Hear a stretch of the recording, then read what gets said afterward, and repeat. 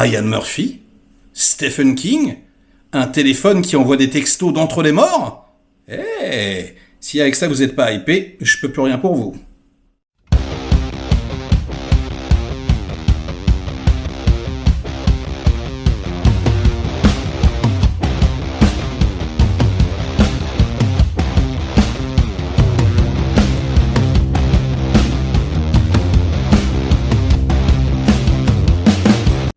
Salut les cinéphages, c'est Merege, et aujourd'hui, on vient parler d'une production originale Netflix, Le téléphone de Monsieur Harrigan, réalisé par Johnny Hancock, à qui l'on doit quelques films sympathiques, comme Le Fondateur par exemple, et dans les rôles principaux, on y retrouve Donald Sutherland, Mazel Tov, ça faisait tellement longtemps qu'on l'avait pas vu que ça me fait vraiment plaisir, et Jaden Martell, qu'on avait pu découvrir par exemple dans Ça. Et on va dire que ça se concentre beaucoup sur ce duo de comédiens. Alors l'histoire, elle est assez simple. C'est en gros un jeune qui vit dans une campagne assez paumée aux États-Unis. Et il y a un bourgeois qui s'est installé depuis quelques années, un milliardaire. Le mec, il a une thune colossale. Et en gros, ce vieux jette son dévolu sur lui. Il lui dit « Ok, je vais te donner 5$ par semaine. Et tu vas venir chez moi, tu vas me faire la lecture. » Parce que lui, il est trop vieux, en fait, il peut plus lire tout seul. Et donc voilà, toutes les semaines il vient et il lui lit des romans classiques, etc. Et ils vont se lier d'amitié, il y a quelque chose. Et le vieux, c'est vraiment un riche homme d'affaires, très très influent, assez détesté, il a beaucoup d'ennemis, il a beaucoup de principes. À chaque fois qu'il ouvre la bouche, c'est une punchline, Et pas étonnant puisque c'est adapté d'une nouvelle de Stephen King. Le maître de l'horreur.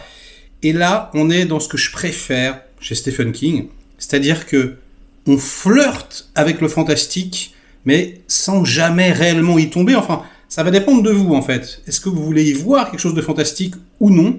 C'est un peu à l'appréciation du spectateur, et j'adore quand c'est ténu comme ça, quand on sait pas trop où on va. Je vais vous expliquer d'où naît le fantastique.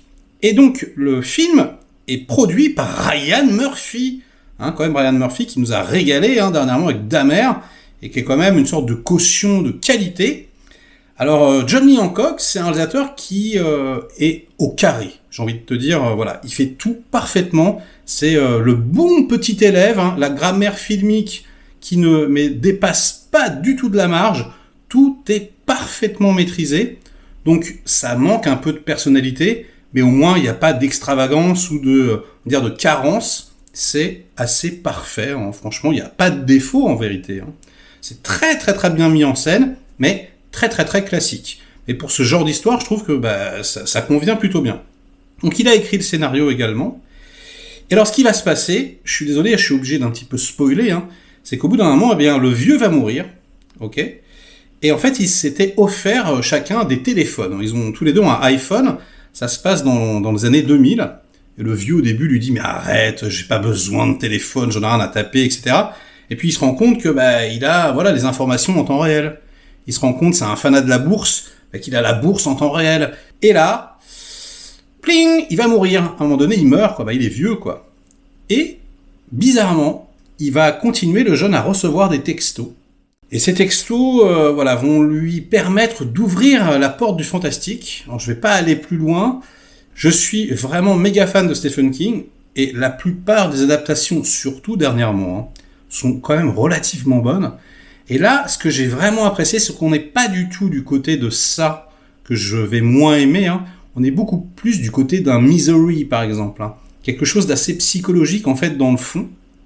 Et là où le film est très, très intéressant, c'est qu'en fait, c'est une grosse critique à charge contre les réseaux sociaux et surtout le téléphone portable, Je vous en dis pas plus, mais on apprend, par exemple, qu'aux États-Unis, il y a carrément des castes dans les écoles où, dans une grande salle où ils se réunissent tous, les élèves, il va y avoir une table pour les iPhones, une table pour les Motorola, une table pour les portables tout pourris, etc. Et que donc, plus tu as un téléphone de qualité et plus tu gravis les échelons, etc. C'est particulier parce que on pourrait penser que ça va ressembler, vous savez, à ce genre de film scolaire américain avec les ennemis, la nana qu'il faut draguer, etc. Et ça y ressemble, sauf qu'en fait, le réalisateur s'y intéresse quasiment pas, ou vraiment il survole, Et c'est vraiment la relation entre ce vieux et ce jeune qui l'intéresse, quoi.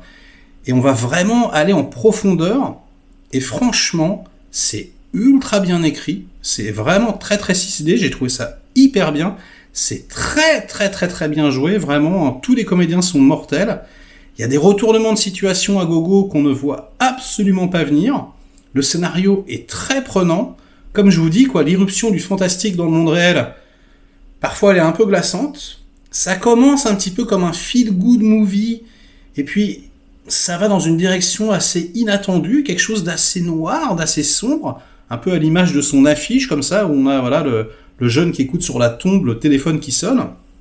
Et vraiment, je vous recommande ce film. Franchement, si Netflix produisait ce genre de truc tout le temps, je pense qu'il pourrait remonter la pente, parce que vraiment, c'est pas un chef-d'œuvre, il n'y a pas de génie. Je veux dire, voilà, on n'est pas là en train de se dire « Waouh, j'ai vu le meilleur film du monde », mais on passe vraiment un excellent moment, et il y a un petit goût de reviens-y, quoi. Franchement, il fait réfléchir, c'est pas juste, voilà, un truc pour divertir, il y a un peu plus, il y a de la réflexion, vraiment, ça ouvre des portes, et donc j'ai hâte d'en discuter avec vous dans les commentaires. Qu'est-ce que vous avez pensé de ce film, sorti un peu de nulle part? Moi, vraiment, je valide, c'est vraiment très, très, très intéressant. Et puis, le petit jeune, Jaden Martell, il est vraiment, vraiment assez intense. Il n'a pas un rôle simple, franchement, il porte quasiment tout le film sur ses épaules. C'est un petit jeune à suivre, il a un petit peu une tête à claque, quand même, on va pas se mentir. Mais voilà, son jeu, son charisme, son magnétisme, finalement, remporte la mise. Donc, c'est tout ce que je pouvais vous dire sur cette petite surprise du jeudi soir. Ça fait plaisir, excellent. Donc merci Stephen King, merci Ryan Murphy, merci Netflix, et puis on en parle très vite, et ça sera tout. Donc likez la vidéo si elle vous a diverti, intéressé un minimum, délikez-la sinon, inondez-moi de commentaires comme d'habitude pour faire marcher le petit robot YouTube, et nous on se retrouve très vite pour de prochaines aventures. Tiens d'ailleurs, avant de partir, petite question, voilà, pour vous. Quelle est votre adaptation cinématographique préférée de Stephen King ? On va peut-être exclure Shining, parce que voilà, tout le monde l'a vu et c'est vrai que c'est génial. Mais en dehors de Shining, voilà, et je sais d'ailleurs qu'il y en a qui n'aiment pas ce film, quel est le film qui vous semble voilà, être la meilleure adaptation, sachant que Shining c'est plus ou moins une adaptation voilà, foireuse entre guillemets, puisque Stephen King n'est pas du tout content de l'adaptation, il a même fait un téléfilm, il a produit un téléfilm tout pourri il y a quelques années. Bref voilà, ça m'intéresse de savoir voilà, quels sont voilà, peut-être votre top 3 des meilleures adaptations de Stephen King au cinéma. Et cette fois-ci, j'ai bien fini. Ciao!